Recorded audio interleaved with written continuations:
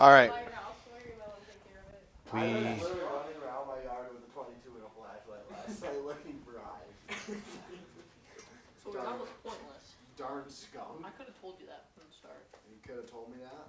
Yeah. You should have told me that. Well, you should have just hit me up and I would have let you know that. Sorry. No, that skunk's about to be dead. Did you put a trap up? Oh yeah. Let's go. Let's go with the fox pro tonight. I got a fox pro. I usually just catch them live and then put them in a paper bag. I was just gonna catch him live. Or tie rope to it and drag it with their back feet up. I don't know how this is true, man. Before. Like, how's it work? You just pick them up by the back feet and they can't stray. I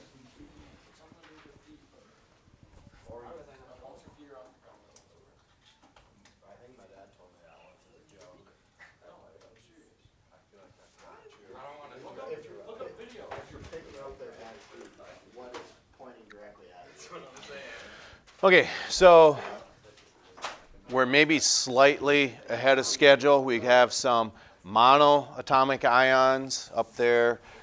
We have some polyatomic ions up there.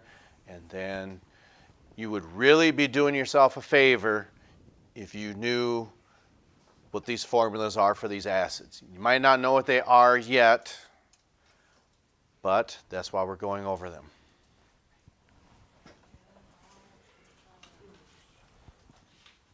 Potassium hydroxide, Ka. Well, we'll go over that. Do we have them wrote down for those of you who are choosing to do that? You bet. Okay.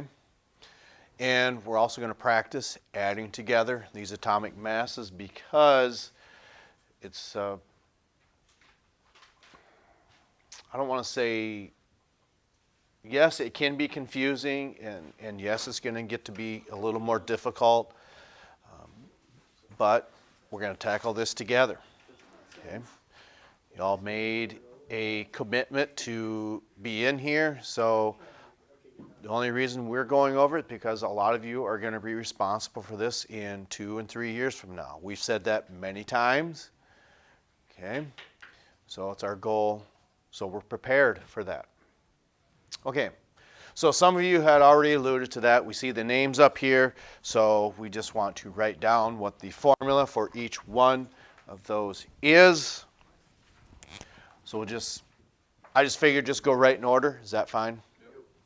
Okay, so with that, okay, the symbol. This marker's probably about had it too. Try this one.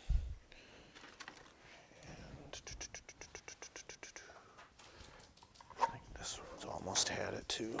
Get these new ones out.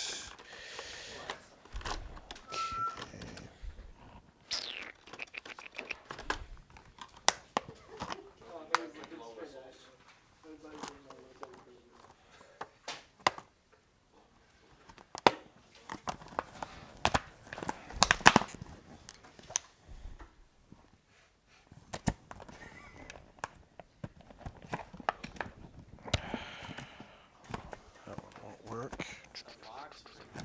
Yeah, I think they call it wrap rage. Yeah. So I shouldn't be opening this, right? I'm gonna go flying everywhere. Trying to put enough finesse on here, but use maybe brute strength.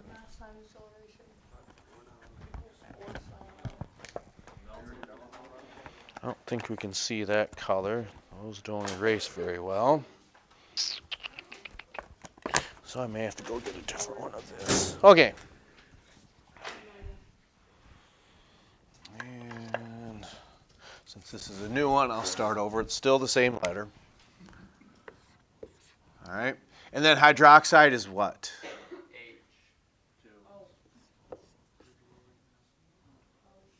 Now, there's no way that, well, maybe some of you remember that from physical science. Okay. Is that written correctly now? No, that's someone charges in Okay.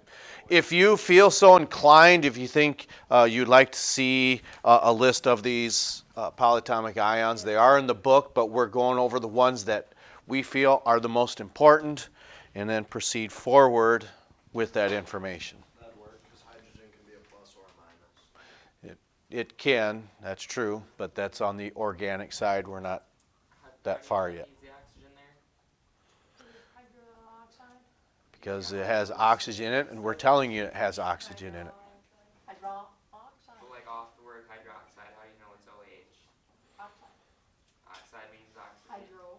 Well, for one, again, we're telling you that, and these are also on a table in your book. Alright. It's like Okay. sulfate, nitrate, and it's just one of them, And when it's not that we're questioning these, but just like at some point, example I always like to give, no matter what you do, at some point you're gonna, if you want the circumference of that, you're gonna multiply it by a specific number, 3.14. That's just the way it is. Okay. So with that, that's just part of the formula. Just accept that. Okay. Always go by which ion. Okay. So we've got -1 here, and even if you didn't see the charge of potassium on your table, how do you know it's a +1? Because in the first column it has 1 electron to give away. So that is written correctly then. All right, proceeding forward then. Sodium is what? Isn't oxygen a -2 charge? It is. So what do you have to do? So You does just that not skip matter? that? Okay. This is -2. That's +1. You add them together equals -1. So Okay. will you give us a list of all the polyatomic ones and all We're going over them right now. Yes. the tape? What kind of tape? It's like normal like Scotch tape. Taping up those jeans. Quit it. All right. So sodium is what? NaSO4.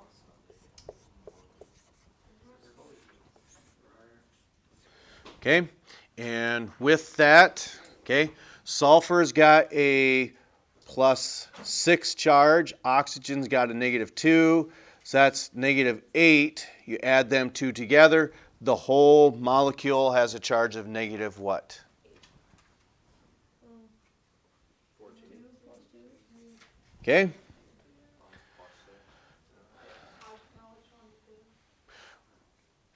Well, I didn't know. Do you want to see each and every element or just the molecule itself? Just the polyatomic. Okay, just the molecule itself. Okay, so then this has a -2 charge. Okay, and sodium also in the same column as potassium, so it's got +1. Those do not add up to 0. You need 2 of those. Which one? Wait, how do you know which charge to use for sulfur? Okay, well, one, you could find it off of there, but we've established we want a charge of the whole molecule. I shouldn't have started with +6. That's my mistake. Okay, sulfate has a charge of -2. All right, and those can be found on page 226, is those polyatomic ions. Okay, so next, aluminum is what? Okay, the chloride ion is, okay, go by our charges. This is a halogen, and this is in column what? No.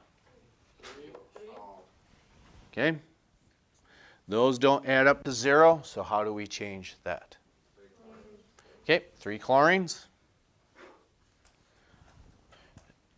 And are we going, now I'm asking this question, are we going too fast that do we need more background information? I'm relying on a lot of content that you learned 2 years ago and 3 years ago. Yeah, probably just write down like the sulfate and their charges, just so we know, like nitrate, sulfate. Okay. Just, isn't there only 4? Okay, so No. Nitrate. You've got this one, you've got this one, and yeah, I want to color code these. I think we want to stop with that. I'll explain what I mean by that in just a moment.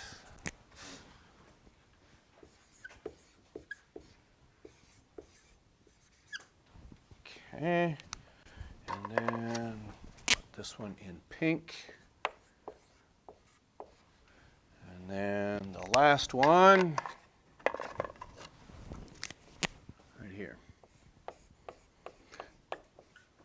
Okay, so we've got hydroxide is, and nitrate is -1, sulfate and carbonate is -2, and this one's -3, and this one's all by itself as well because that is +1. And as we had alluded to, those are on page 226. There's a whole table of those on page 226, but we want to spend time on the ones that we feel are the most important. And if for some reason you still had your paper from, or periodic table from 2 years ago, you probably had this same content on there. Okay, so, right, so we're going just a little faster. And we're 2 years older and 3 years older, and so we want to make sure we get a good foundation for this. And if we miss it the first time, we'll practice it again just to make sure that we have a good understanding of this. Because I'm willing to bet this looks familiar, right? More or less. Okay. Hopefully more rather than less. No, it's less rather than more. Oh, okay. All right. So copper is what? Okay. Nitrate is, and what is the charge? Remember, I always said start with your negative ions. Nitrate has a charge of negative what? Okay. And then moving forward with that, what's the charge of copper? Because it is a transition metal. Okay. And it can also be what? +3. Oops, I goofed. Does it say that on your table? It can be a +3? It can? No, okay. So just +1 or +2. All right. So these don't add up to 0. So since this is a polyatomic ion, when you find the least common multiple, what do you need to do with that? Right, divide by 2. My point is, we can't just do this, can we? Yeah, those are where your parentheses come from. Okay. And then 10 is what?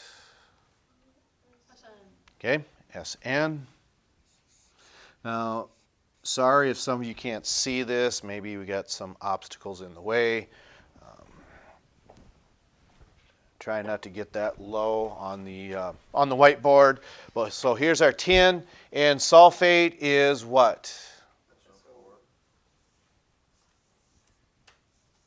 Okay, go by our negative ions. Sulfate is negative what? 2.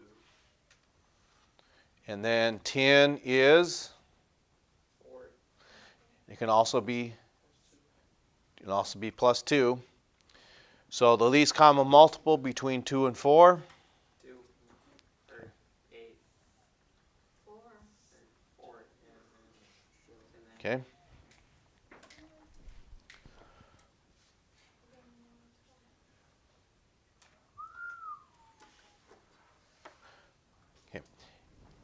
Because we went really fast. If we don't understand, you've got to say something. Or else we just presume we're good with this. What's the name for NH4? That is ammonium. Okay, are we good with this content? Okay?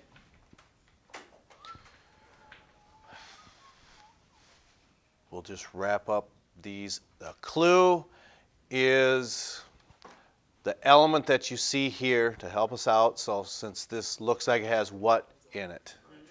And these are all proton donors, which means they're all going to start with this letter. Okay? Reason we say they're proton donors is because this can get donated in a chemical reaction. That's where the molecule splits apart when we talk about chemical reactions or balancing chemical equations. Okay, so what element does this look like? Hydrogen chloride. Okay. So do we need to change this at all? Nope. So what does it look like we have here? Okay. And it's actually hydrogen nitrate, but if it's in an aqueous form, then we've got nitric acid. Okay. Do we need to change anything on this one? No. No, we have +1 and -1, +1 and -1. Okay, sulfuric acid. What element does it look like we have here? Okay. Okay, but we do need to change something in this formula. 2 hydrogen. Okay.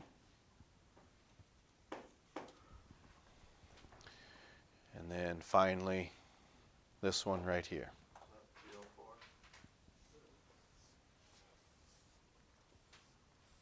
Okay.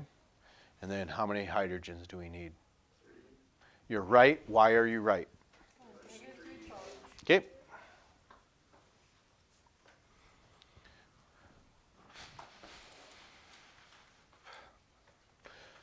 So again, this is probably maybe 5 days, maybe not quite 5 days, 4 days of lecture in physical science. Okay, so put that into proportion. Went over that really quick. Because if I was sitting in your shoes, I might say, we went over that really fast. I am not okay. I need to ask questions. Is that anybody out there? Okay, so we'll try to go over some clarifications. So what might that be? I don't know what these sent, like, He's here? Okay. So OH, that is hydroxide. Okay, NO3. And one of the reasons you hear other students saying, yes, I remember that from physical science. You weren't in here for physical science, so you're kind of at a disadvantage with that. That's why we're going over this now then, so you have that content.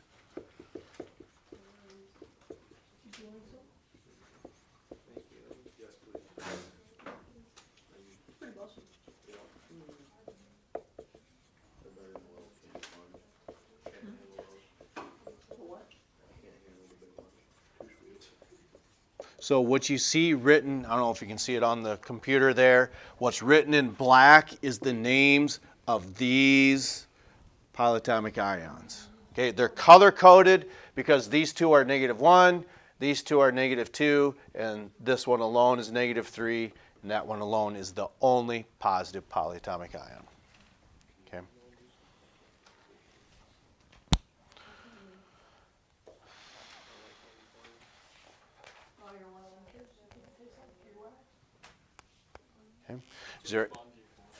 Because we're going to keep practicing these. Don't think that, oh my gosh, this is the only time we're going to spend time on it. No, get that out of your mind. The more practice we have, the better you get at it. The better you get at it, the more confidence that you have. The more confidence that you have, the better you're going to do in here. The more success that you have here, the more success I feel you're going to have on your next step. And that would be in college. But that's not everybody in here, though. Okay? What came to mind when you did that, I was going to think I should do the old DAP. Yeah. Do it. What's a DAP? Oh, you're the ones that used to do it all the time. What? You know what it looks like. I don't need to show you. Do it. No, because you know what it looks like. I don't remember. Okay. Yeah, okay. All right. So tomorrow we'll go over these, not the same ones because there's a whole bunch we could go over. We want to continually work on adding these together. Okay? Just because it's really, really simple to make simple mistakes. And the reason I say that, what is coming down the road here, especially on Thursday. Okay? We tried to explain this yesterday and maybe didn't do a very good job, but my point with this is from chapter 3. Maybe a question would have said, if we had 110 grams of phosphoric acid, how many moles is that? That would just be a two-step problem. You add together the atomic masses like this, 110 grams of phosphoric acid. Then for every mole of phosphoric acid, I think you get about 98 grams of phosphoric acid. These cancel, you're left in moles. That's what we did in chapter 3, right? Do we remember that far back? The next step that we do here, rather than just seeing how much the whole compound is in moles, the question might say, how many grams of hydrogen only are found in 110 grams of phosphoric acid? So there's just a couple extra steps that we put in there. There are shortcuts that you can take. I highly, highly, highly suggest that you do not do that. Okay? Just because, one, this is how we're explaining it. Just because there is a shortcut doesn't mean that that's the best way to approach it. Because the more practice that you have at something, the better off you're going to be. That is the philosophy that we have in here. Okay? So just these extra added steps, this is going to get to be a little more difficult once Thursday rolls around. All right? So again, sorry, we went over this really fast. If you have any questions, please get in and talk to myself. Or if you're sitting in the middle, look to the left, look to the right. If you're on the left side here, look to your right. If you're on the right side, look to your left. There are people here to help you. All right. We will catch up to you next time.